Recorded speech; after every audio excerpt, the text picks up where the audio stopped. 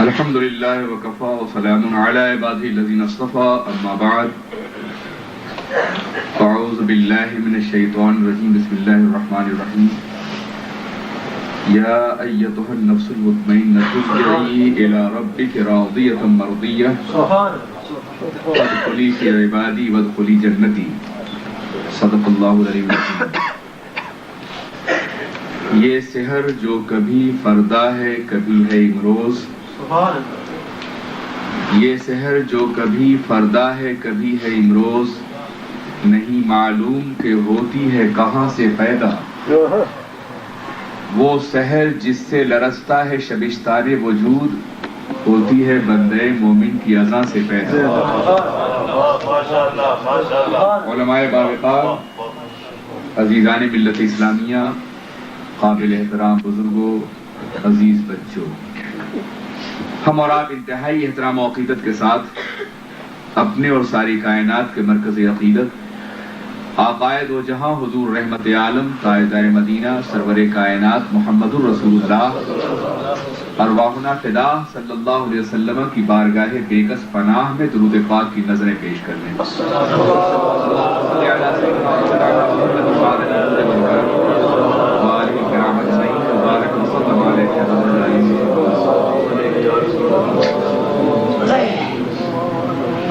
حضرات گرامی، اس وقت ہم اور آپ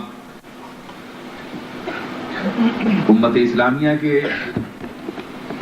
ایک عظیم عالم دین، ایک عظیم شیخ، ایک عظیم مفکر، ایک عظیم محدث، ایک عظیم مفسر، ایک عظیم رائٹر، ایک عظیم سیرت نگار، ایک عظیم عاشق رسول کی بارگاہ میں خراج احترام و عقیدت پیش کرنے کے لیے حاضر ہیں۔ جیسا کہ مجھ سے پہلے پیشوا مقررین نے بڑی تفصیل سے بتایا کہ حضرت ضیاء الامت رحمت اللہ علیہ کی شخصیت اتنے کمالات کی حامل ہے کہ اس میں کسی ایک کمال کا تذکرہ بھی کرنے کے لیے بہت زیادہ وقت چاہیے، اور یقیناً وقت کے دامن میں اتنی گنجائش نہیں ہے، مگر زبان اور خطاب کے ذریعے سے جو تذکرہ ہوگا اسے تو لمحوں کے دامن میں سمیٹا جائے گا، لیکن ان کی عملی زندگی اور ان کے تاریخی نقوش جس تذکرے کو ہمیشہ زندہ رکھیں گے وہ قیامت کے دامن تک پھیلا ہوا ہوگا۔ میرے عزیزوں اور میرے دوستوں، یہ وہ ذات ہے کہ جسے میں نے بہت ہی قریب سے دیکھنے کی کوشش کی ہے، ان کے روح زیبا کو، ان کی متانت فکر کو، ان کی شب بیداریوں کو، ان کے عشق رسول کو، ان کے پلکوں پہ پھیلی ہوئی نمی کو۔ پلکوں پہ نمی میری تاریخ رشتوں کی آنکھوں میں لرزتی ہے کس کس کی شناسائی، ان کی بالغ نظری کو، حالات پہ ان کی نظر کو، اور نکل کر خانقاہوں سے ادا کر رسم شبگیری کی روایات کو۔ میں نے دیکھا ہے، میں نے مشاہدہ کیا ہے، میں نے محسوس کیا ہے۔ خدا مجھے توفیق دے کہ جو کچھ میں نے دیکھا ہے میں کبھی اسے لکھ سکوں۔ آج کی اس محفل میں میں ان کے کارناموں کے کچھ ایسے حصے پیش کرنا چاہوں گا جو آپ سب کے سامنے ہیں، مگر کچھ پوشیدہ بھی ہیں۔ آپ نے ایک عظیم خانوادے میں آنکھ کھولی، اگر خانوادگی کا شرف ہی پیشانی پہ سجا ہوتا تو بھی دنیا ان کے قدموں کو بوسہ دیتی، لیکن آپ نے یہ محسوس کیا کہ آج کے دور میں روایات کے حوالے سے جو بات کی جائے گی وہ صرف روایت پرستوں کی جھولی میں ڈال دی جائے گی۔ یہ حقائق کی دنیا ہے، یہ محسوسات کی دنیا ہے، یہ تجربات کی دنیا ہے، یہ تعمیر کی دنیا ہے۔ اس لیے آج کے دور میں اگر ہم نے علم کہ منتہائے کمال کو حاصل نہیں کیا اور ہم نے اپنی بات دلائل کے حوالے سے نہیں کی تو بات آج کی دنیا میں سنی اور سمجھی نہیں جائے گی۔ وہ وقت آ رہا ہے کہ روایتوں کا مزاج منتشر ہو رہا ہے، روایتوں کی دنیا بکھر رہی ہے، اب صرف وہ روایتیں زندہ رہیں گی جن روایتوں کے پیچھے حقائق کا انبار ہوگا اور دلائل کی ناقابل تردید قوتیں ہوں گی۔ اس لیے آپ نے علم حاصل کرنا شروع کیا۔ اس دور میں جہاں جہاں علم کی شمع جل رہی تھی آپ وہاں تشریف لے گئے۔ امام اہل سنت اعلی حضرت فاضل بریلوی رحمۃ اللہ تعالی علیہ کے خلیفہ اجل حضرت علامہ شاہ نعیم الدین صاحب مراد آبادی رحمۃ اللہ تعالی علیہ کی بارگاہ میں مراد آباد گئے۔ وہاں آپ نے ان سے علم حاصل کیا، تفسیر کا مذاق حاصل کیا، اقلیت کا شعور حاصل کیا اور ایک عظیم اور ممتاز طالب علم کی حیثیت سے وہاں سے لوٹے اور اسلام کی سب سے پہلی یونیورسٹی ازہر میں داخل ہوئے اور وہاں بہت ہی نمایاں انداز سے کامیابی حاصل کی۔ طالب علمی کے نقوش بڑے ناپختہ اور کچے نقوش ہوتے ہیں۔ ہم نے بھی یہ زندگی گزاری ہے اور ہمارے ساتھیوں نے بھی گزاری ہوگی۔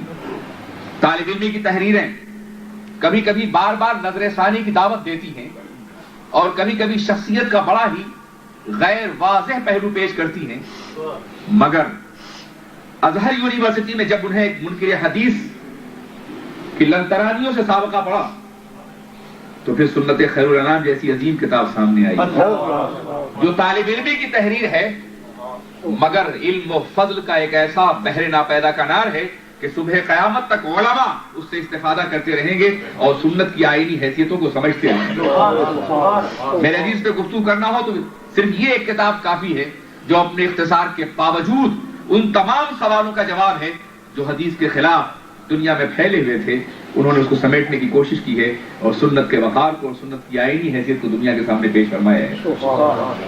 میرا پہلا تعارف حضرت حکیم ضیاء الامت سے اسی کتاب کے ذریعے سے ہوا تھا جب میں کبھی طالب علم تھا۔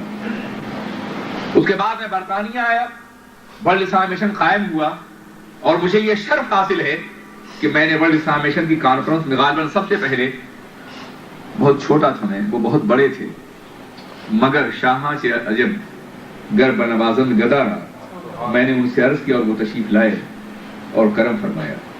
اس کے بعد ایک رشتہ تھا دل کا جو قائم رہا، جب بھی وہ تشریف لاتے میں زیارت کے لیے جاتا اور ان کی بارگاہ میں بیٹھ کر کے میں استفادہ کرتا ان کی انتہائی فکر انگیز نگاہوں سے اور ان کے چہرے کی صباحت جافزہ سے۔ میرے عزیز آپ نے ان کو دیکھا ہوگا، مشاہدہ کیا ہوگا، ان کا مؤدب انداز بیٹھنے کا، ان کا انتہائی پیارا پیارا انداز گفتگو کا، مختصر سے جملوں میں حقائق اور معنی کے بہتے ہوئے دریاؤں کا آپ نے مشاہدہ بھی کیا ہوگا اور دیکھا بھی ہوگا۔ ایک ایسی شخصیت جس میں کمالات کے اتنے گوشے جمع کر دیے گئے تھے اللہ کی جانب سے۔ اللہ پہ یہ محال نہیں ہے کہ وہ ایک شخص میں ایک دنیا جمع فرما دے، ایک کائنات جمع فرما دے۔ لیس علی اللہ بمستكبر، یہ کوئی مشکل نہیں ہے، بے مستنکرین، معاف کیجیے گا۔ اللہ تبارک و تعالیٰ نے ان کی ذات میں بے پناہ خوبیاں جمع فرما دی تھی۔ جسم کا اختصار اور کمالات کی عظمتیں ان کی ذات سے نمایاں تھی۔ جو لوگ انہیں جانتے ہیں اور مشاہدہ کرتے ہیں وہ دیکھ سکتے ہیں۔ سب سے پہلی بات جس کی طرف ایک ہلکا سا اشارہ ہم سے پہلے مقرر نے کیا ہے، آپ نے محسوس کیا ہوگا کہ صدیوں سے خانقاہوں اور درسگاہوں کا رشتہ ٹوٹا ہوا تھا۔ خانقاہوں کا مزاج اور تھا اور درسگاہوں کا مزاج اور تھا۔ خانقاہوں میں رسمیں تھیں اور درسگاہوں میں روایتیں تھیں، لیکن رسموں اور روایتوں کے رشتے کے جمع نہ ہونے کی وجہ سے خانقاہ کے لوگ درسگاہوں سے کشیدہ تھے اور درسگاہوں کے لوگ خانقاہوں پہ فتویٰ نافذ تھے۔ یہ دور ہے جو گزرا ہے۔ حضرت ضیاء الامت کی شخصیت ان لوگوں میں سے ہے جنہوں نے خانقاہوں کو درسگاہوں کا وقار عطا کیا اور درسگاہوں کو خانقاہوں کا درد عطا فرمایا۔ وہ ایک عظیم صوفی تھے، ایک عابد شخص زندہ دار تھے، ایک انتہائی عظیم مفکر تھے۔ دل اور دماغ کا جمع ہونا بڑا مشکل کام ہے۔ بہت کم ایسے لوگ دیکھے گئے ہیں جو دماغ کے اعتبار سے استدلال کی منزل آخر پر ہو اور دل کے اعتبار سے جو آہ صبحگاہی اور نالے نیم شبی کے امین بھی ہوں اور آئینہ دار بھی ہوں۔ مگر دماغ مفکر کا پایا تھا اور دل دماغ غزالی اور رازی کا تھا اور دل سرمد روزگار اور منصور زمانہ کا تھا. عجیب کیفیت تھی ان کی, عجیب انداز تھا ان کا. میرے عزیزوں, چلا جانے والا جب چلا جاتا ہے تب اسے محسوس کیا جاتا ہے. کبھی کبھی ہم زندگی بھر ان لمحوں کو حسرتوں کے ساتھ یاد کرتے رہیں گے جو لمحے ان کی بارگاہ میں نہیں گزرے, اور وہ لمحے زندگی کا مائع افتخار ہوں گے جب ہم ان کی زیارت کرتے رہیں گے, ان کی بارگاہ میں بیٹھے رہیں گے. میرے عزیزوں, کون ایسا گوشہ ہے جسے انہوں نے مکمل نہ فرمایا ہو؟ کون ایسا گوشہ ہے جس کے لیے انہوں نے صدیوں تک کے لیے خطوط عمل متعین نہ کیے ہوں, معالم نقوش نے متعین کیے ہوں؟ اللہ کی کتاب کی خدمت اللہ اکبر ہر دور میں ہوتی رہی, ہر عصر میں ہوتی رہی, ہر زمانے میں ہوتی رہی. قدیم مفسرین رضوان اللہ علیہم نے تفسیر کے کسی بھی گوشے کو تشنا نہیں چھوڑا ہے. خدمت قرآن عظیم کے سلسلے میں ہزاروں تفاسیر ہمارے سامنے روشن ہیں, ہزاروں تفاسیر ہمارے سامنے ہیں. کہیں قرآن پاک کے اعجاز پہ گفتگو, کہیں قرآن پاک کی قانونی حیثیت پہ گفتگو کی گئی ہے, کسی تفسیر میں قرآن پاک کے اعراب پہ بحث کی گئی ہے, کسی تفسیر میں قرآن پاک کے بیان پہ بحث کی گئی ہے اور وضاحت کی گئی ہے, کسی تفسیر میں نظم قرآن پہ گفتگو کی گئی ہے, کسی تفسیر میں معانی کے اسرار و رموز کھولے گئے ہیں, کسی تفسیر میں قرآن عظیم کی ادبی حیثیت پہ گفتگو کی گئی ہے, کسی تفسیر میں قرآن عظیم کے اسلوب بیان پہ زیادہ زور دیا گیا ہے, کسی تفسیر میں ربط آیات پر زور دیا گیا ہے. یہ تمام تفاسیر آج بھی موجود ہیں کتب خانوں میں, آج بھی موجود ہیں لائبریریوں میں, آج بھی موجود ہے درسگاہوں میں. لیکن آج کے دور میں ایک ایسی تفسیر کی ضرورت تھی جو عصر حاضر کے تقاضوں کو سامنے رکھ کر کے لکھی گئی ہے, عصر جدید کی ضروریات کو سامنے رکھ کے لکھی گئی ہے. آج اسلام پر, قرآن عظیم پر اور احادیث مبارکہ پر پوری دنیا سے, باطل دنیا کی طرف سے اعتراضات ہو رہے ہیں, اور وہ اعتراضات اس لیے نہیں کہ معاذ اللہ قرآن میں کوئی کمی ہے, احادیث مبارکہ میں کوئی کمی ہے. وہ اعتراضات دراصل سو کالڈ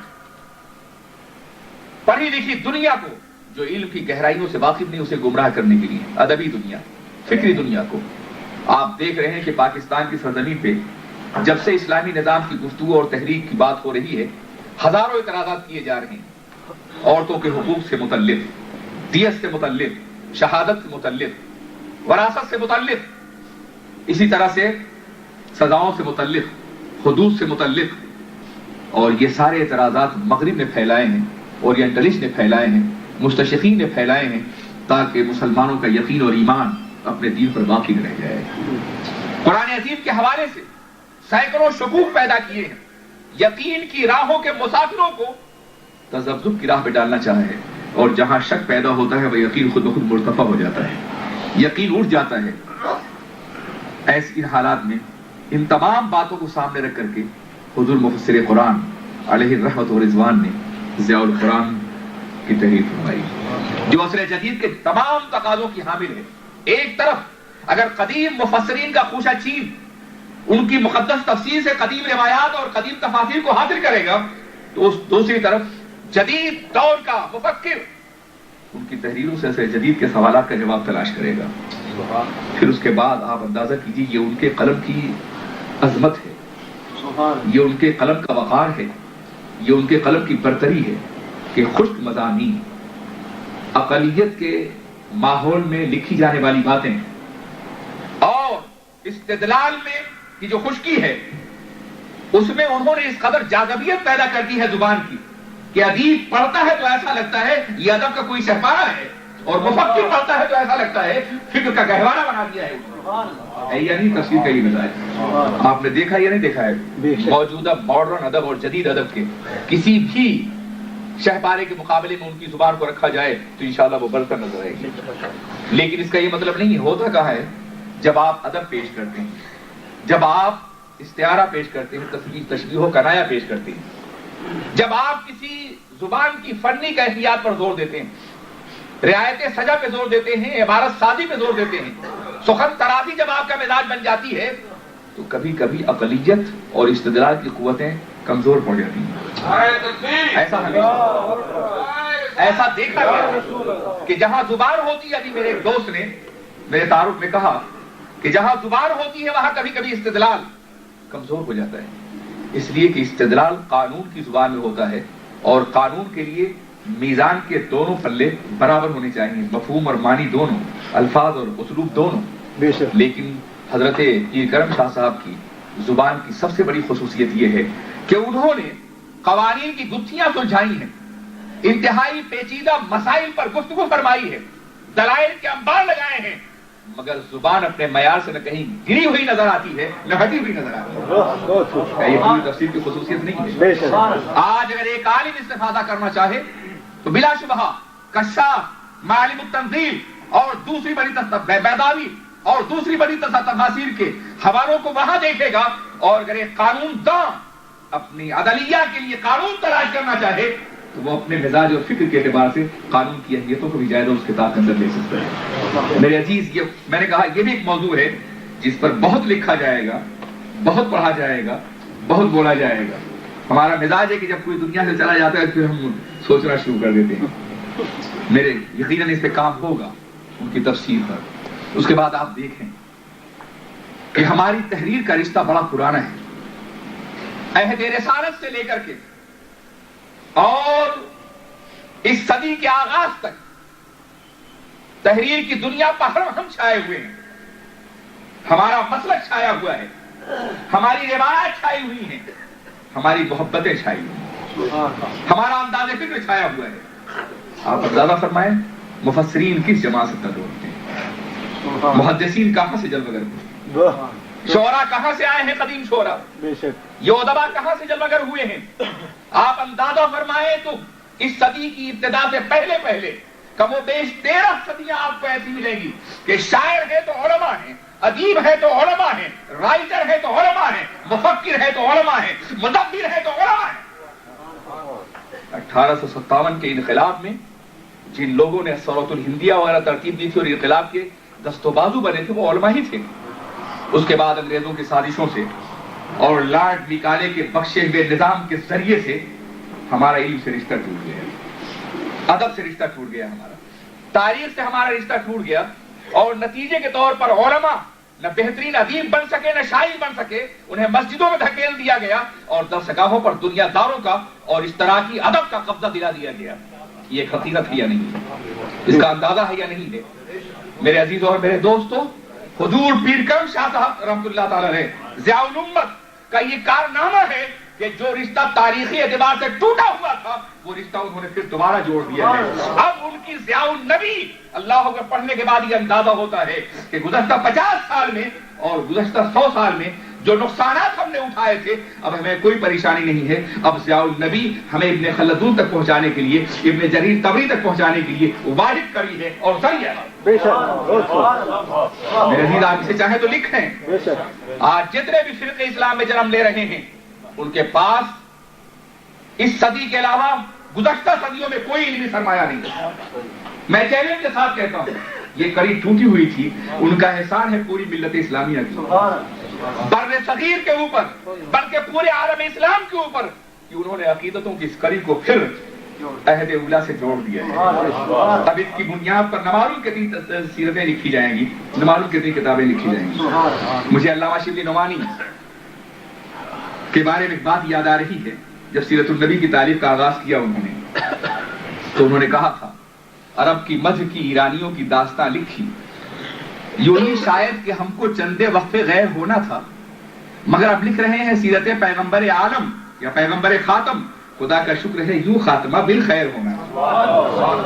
تو علامہ شبلی نعمانی نے، اور بلا شبہ ان کا جو تہدیہ ہے وہ یہ ہے کہ ایک گدائے بے نوا سید عالم کی بارگاہ میں ایک حقیر سی نظر لے کر کے حاضر ہے، زے چشمم آستی بردار و گوہر را تماشا کروں، وہ ایک سیرتی کتاب تھی جو لکھی گئی۔ لیکن میں یہ کہتے ہوئے کوئی بات محسوس نہیں کروں گا کہ اس زمانے میں اسلام پر بے پناہ اعتراضات ہو رہے تھے۔ یہ وہی دور ہے جب سیرت کے حوالے سے ڈاکٹر سر ولیم مور کی کتاب دا لائف آف محمد نے ہنگامہ برپا کر رکھا تھا۔ معجزات پر اعتراض، آخرت پر اعتراض، نبی کے انداز فکر پر اعتراض۔ نتیجہ یہ ہوا کہ اس کتاب سے وہ سارے ابواب نکال دیے گئے پہلی جلد سے، جس کا تعلق معجزات سے ہوتا ہے، جس کا تعلق نبی کی پیغمبر جس کا تعلق نبی کی پیغمبرانہ زندگی سے ہوتا ہے، ان کے پیغمبرانہ عظمت سے ہوتا ہے. اور معاملہ یہ ہوا کہ کتاب اپولوجیٹک اسلوب بیان کا ایک مزاج بن گئی. انداز بیان اور اسلوب بیان جو ہے معذرت خواہانہ ہو گیا. حضور معراج النبی جو ہوئی تھی دراصل وہ جسمانی نہیں تھی. یہ جو جنت اور دوزخ یہ موجود نہیں ہے، بلکہ اللہ جب چاہے گا موجود فرما دے گا. یہ ساری باتیں اس میں آ گئی. ظاہر ہے کہ آج وہ کتاب بہت معتبر کتاب سمجھی جاتی ہے، مگر علامہ شبلی نعمانی نے اپنی اس فکر کے بارے میں کہا تھا کہ پہلے میں نے عرب اور عجم کی مدح کی ہے. شعر العجم لکھا انہوں نے، بڑی مشہور کتاب ہے اردو ادب میں، اردو زبان میں پرشین شعراء پہ تنقید ہے. بڑے بڑے شاعروں پر تنقید فرمائی ہے اس ہندی نژاد نے جو ایران میں پیدا ہوئے ہیں، اصفہان میں پیدا ہوئے ہیں، شیراز میں پیدا ہوئے ہیں. شعر العجم پڑھیے. شعر العجم والے کے بارے میں کہا عجم کی مدح کی، ایرانیوں کی داستاں لکھی، یوں ہی شاید کہ ہم کو چندے وقفے غیر ہونا تھا، مگر اب لکھ رہا ہوں سیرت پیغمبر خاتم. خدا کا شکر ہے جو خاتمہ بالخیر ہونا تھا. میں کہتا ہوں اے پیر کرم شاہ صاحب، اے ضیاء الامت، آپ کی روح کو ہزاروں سلام کہ آپ نے شروع میں بھی مدح مصطفیٰ کی اور اخیر میں مدح مصطفیٰ کی. آپ کا قلم کبھی وقفے گئے نہیں. نعرہ تکبیر. ایک لمحے کے لیے بھی ان کا قلم ایک لمحے کے لیے بھی نہیں.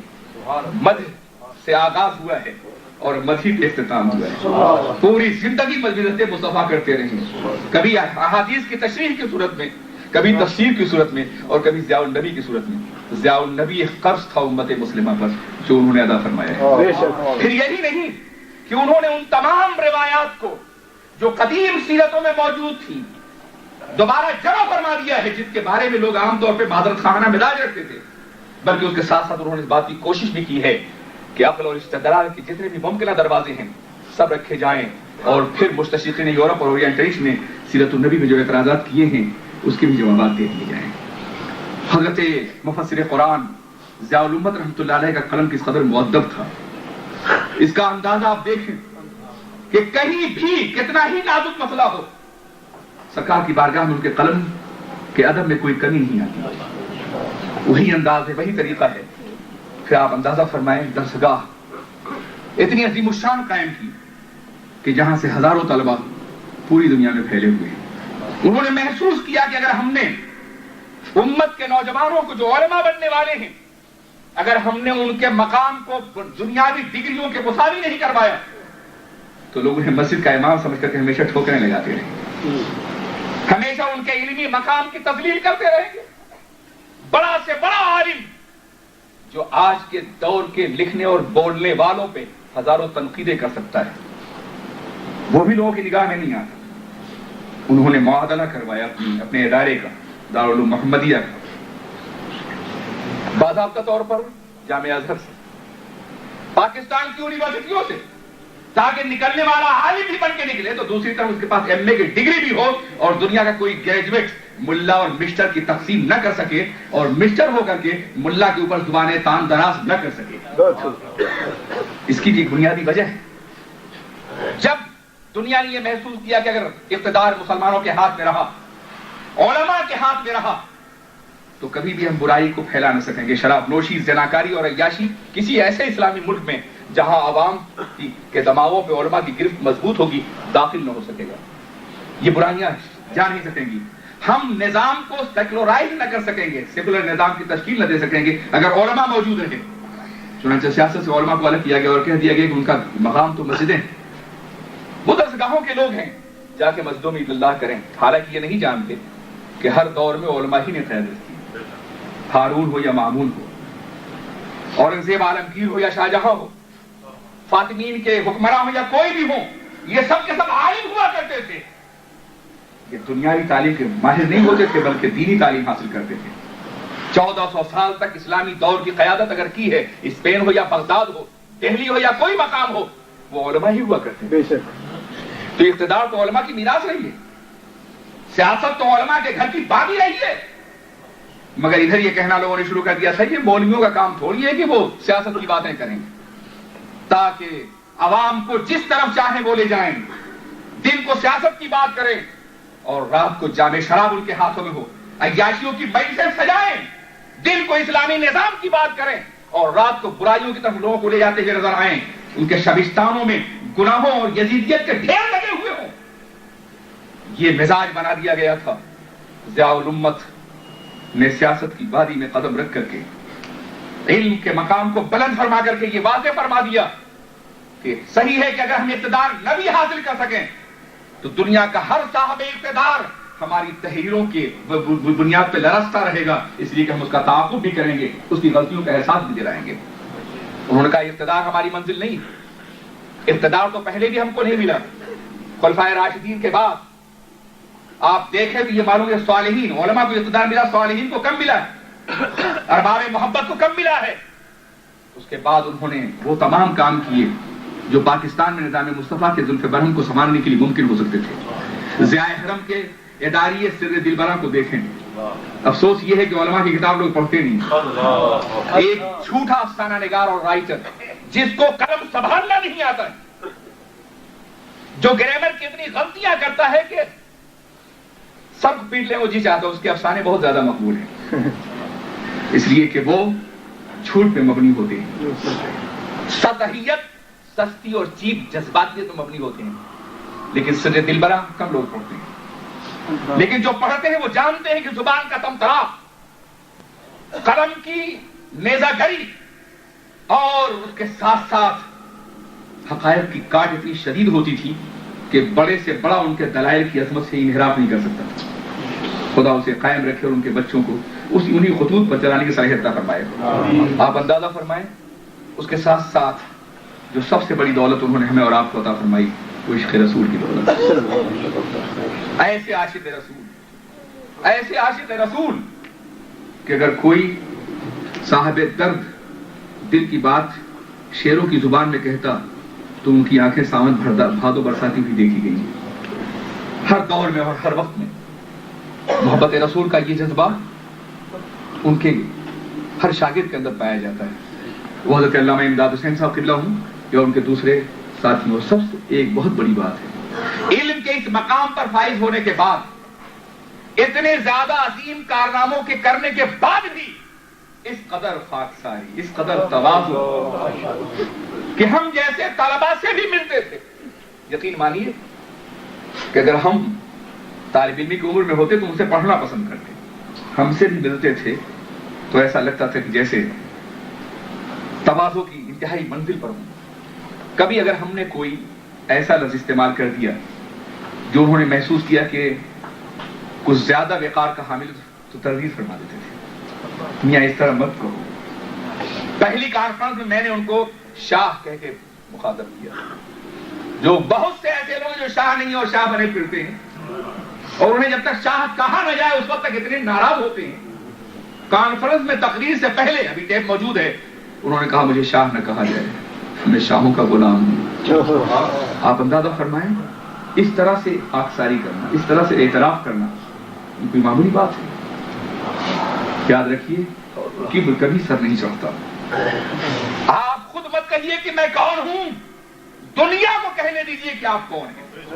انہوں نے خود کبھی نہیں کہا میں کون ہوں. اپنی تاریخ میں ان کے ہزاروں صفحات سے پھیلی ہوئی تحریروں میں ایک جملہ آپ نہیں دکھا سکتے، لیکن انشاءاللہ دنیا سے قیامت تک کون تھے، ان کا مقام کیا تھا. بہرکیف یہ گفتگو بڑی لذیذ ہے، لیکن میرے ساتھیوں کو 6 بجے مجھے کہیں لے جانا ہے اور آج میں حاضر نہ ہوتا تو میرا ضمیر مجھے ملامت کرتا. یہاں تشریف لائے ہوئے ہیں ہمارے مخدوم میں محترم اور ہمارے ممدوح کا تذکرہ ہو رہا ہے اور ہم حاضر نہ ہوں. بلا شبہ ان کا رخصت ہو جانا ایک عالم کی موت ہے، موت العالم ہے، موت العالم. اور یہ بھی تو دیکھیے نا، قرآن عظیم نے خشیت الہی کی بنیاد علم پر رکھی. میں ایک ایسی بات کہنا چاہتا ہوں جس پر آپ مدتوں غور کریں گے. دنیا میں جتنے مذاہب ملیں گے انہوں نے اللہ سے ڈرنے کی بنیاد جو رکھی ہے وہ علم پر نہیں بلکہ اندھے جذبے پر رکھی. وہ تنہا قرآن عظیم ہے جو علم پر خشیت الہی کی بنیاد رکھتا ہے. انما یخشی اللہ من عبادہ العلماء. اللہ سے صرف علماء ڈرتے ہیں.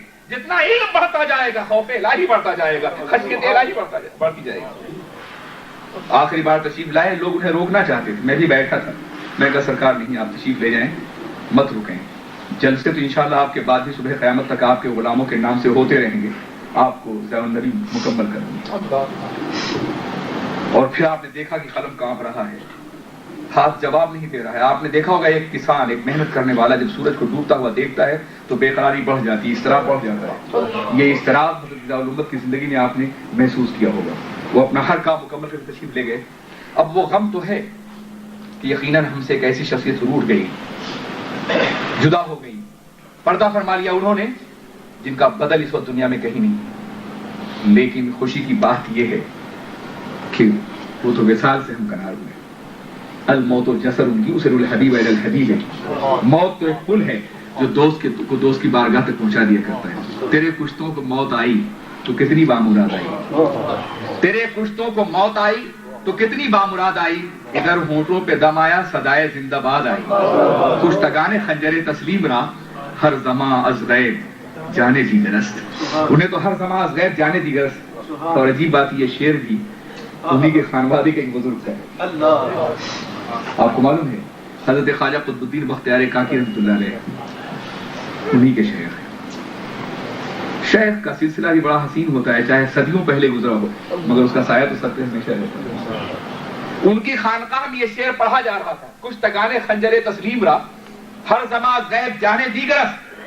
آپ نے شاعر سے کہا پڑھتے رہو پڑھتے رہو.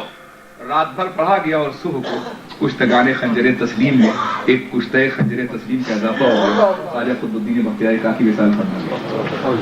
یہ تھے.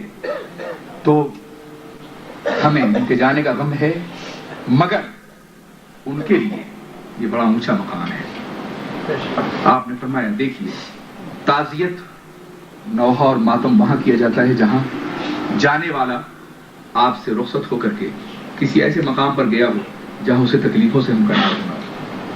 یہاں تو قرآن عظیم جو الفاظ عطا فرما چکا ہے اس سے بہتر تعزیت ہو ہی نہیں سکتی ہے. انا للہ و انا الیہ راجعون. ہم اللہ ہی کے لیے ہیں، اللہ ہی کی طرف لوٹنے والے ہیں. کسی اجنبی مقام پر جائیں تو غم منایا جائے، جہاں سے آئے تھے وہی تو گئے ہیں نا. اس لیے یہاں غم منانے کی بات نہیں ہے، منزل پا جانے کی خوشی اور مسرت ہے میرے عزیز. اور پھر ان کے بارے میں انہی جیسی روحوں کے بارے میں قرآن دین نے فرمایا ہے یا ایتھا النفس المطمئنہ ترجعی الی ربک راضیۃ مرضیہ. اے نفس مطمئنہ اپنے رب کی طرف اس کی جنت رضا میں، رضا کی حالت میں داخل ہو جائے، میرے بندوں میں داخل ہو جائے، میری جنت رضا میں داخل ہو جائے. وہ نفس مطمئنہ کے مالک تھے، اپنے اللہ کی رحمتوں سے ہم کنار ہیں. خدا ہمیں ان کے نقش قدم پر چلنے کی توفیق عطا فرمائے. وما علینا الا البلاغ.